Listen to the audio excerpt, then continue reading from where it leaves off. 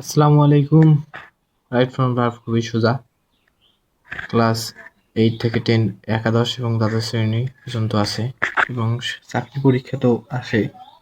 তো right from verb ক্রিয়ার সঠিক ব্যবহার। তো শুরু করা যাক আজকে দ্বিতীয় ক্লাস। কোনো বাক্যে যদি now, right now, at present, at this time, at this moment, today, this seasons, this year, still, day by day, gradually, rapidly, year after year ইত্যাদি থাকলে এবং বর্তমান কোনো কাজ চলছে বোঝালে ভার্বটি প্রেজেন্ট কন্টিনিউয়াস হয়। যেমন উদাহরণস্বরূপ আমরা এখানে দেখতে পারি I dash letter to my sister now. এখানে নাওটি হচ্ছে একটি অ্যাডভার্বিয়াল টাইম, যার ফলে এখানে উপরে আমাদের যে বাক্য যে শব্দ ছিল সেগুলো এই বাক্যের মধ্যে দেখা যায়। এখানে নাও এখানে আছে, এখানে শুরুতে নাও, অর্থাৎ এই গ্যাপে প্রেজেন্ট কন্টিনিউয়াস টেন্সের স্ট্রাকচারে গঠিত হবে একটি শব্দ। তো এখানে প্রেজেন্টে রোড রোড শব্দটি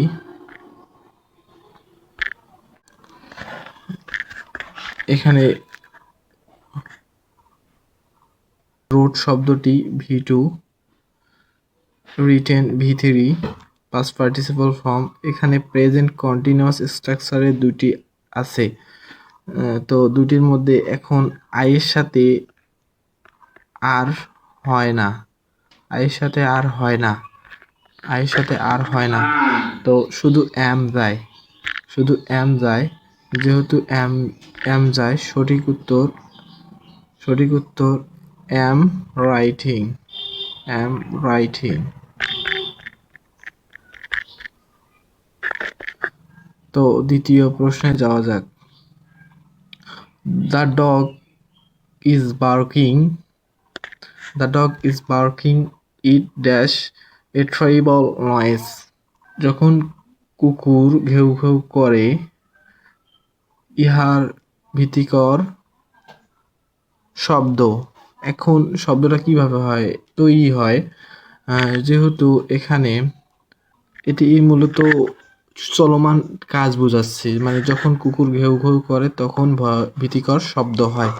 চলমান কাজ বোঝালে সেহেতু প্রেজেন্ট কন্টিনিউয়াস টেন্স হয় অ্যাম মেকিং এবং ইজ মেকিং। এখানে দুইটা আছে, বাকিগুলো ক্রস। এখন কোনটা নিব সেটা ডিপেন্ড করবে সাবজেক্টের উপর। সাবজেক্ট ইটের সাথে অ্যাম কখনো হয় না, ইটের সাথে অ্যাম কখনো হয় না, যার ফলে আমরা এখানে ইজ মেকিং নিব। তো যাওয়া যাক পরের প্রশ্নে। Jamil dash to school today.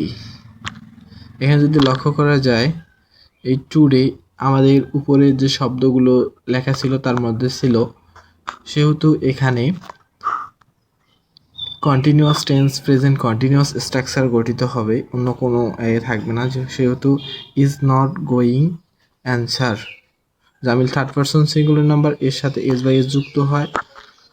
তো পরের প্রশ্ন, they dash to concert tomorrow. এখানে আমরা জানি টুমোরো থাকলে ফিউচার ইনডিফিনিট টেন্স হয়, ফিউচার ইনডিফিনিট টেন্স হয়।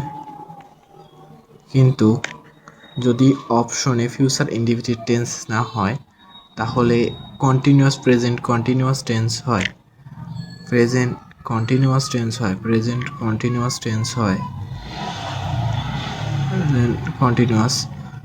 এটি খুব নিকটে, ভবিষ্যতের খুব নিকটে হলে সেটি প্রেজেন্ট কন্টিনিউয়াস টেন্স হয়। এখানে অপশনে লক্ষ্য করা যায় প্রেজেন্ট কন্টিনিউয়াসের গঠন, এটি হচ্ছে প্রেজেন্ট পারফেক্ট কন্টিনিউয়াস, এটি হবে না। তারপর হ্যাভ বিন গোয়িং, এটা প্রেজেন্ট পারফেক্ট কন্টিনিউয়াস, এটা হবে না। তো সঠিক উত্তর হচ্ছে বি, আর গোয়িং।